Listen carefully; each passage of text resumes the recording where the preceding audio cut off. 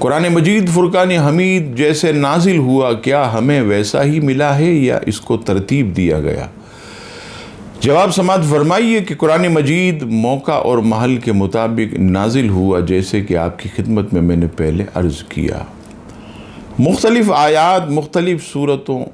مختلف مواقع پر نازل ہوئیں، کچھ مکے میں کچھ مدینے میں،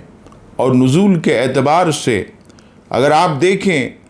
تو مکۃ المکرمہ کی سرزمین پر جب حضور علیہ السلام غار حرا کی خلوتوں اور جلوتوں میں اللہ تبارک و تعالیٰ کی عبادت میں محو ہوتے، اس کے جلووں میں محو ہوتے، اس وقت سب سے پہلے سورہ علق یہ نازل ہوئی، اقرا، اس سے قرآن مجید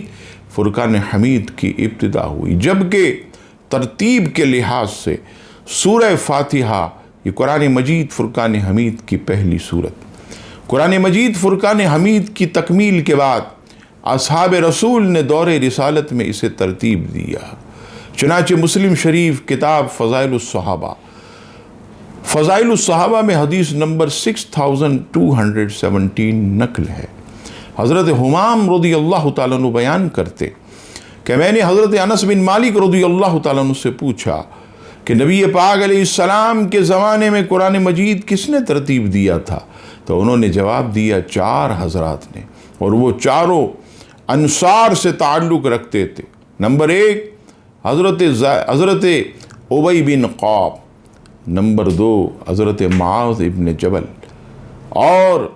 ایک انصاری صحابی جن کی کنیت ابو زید، اور چوتھے حضرت زید بن ثابت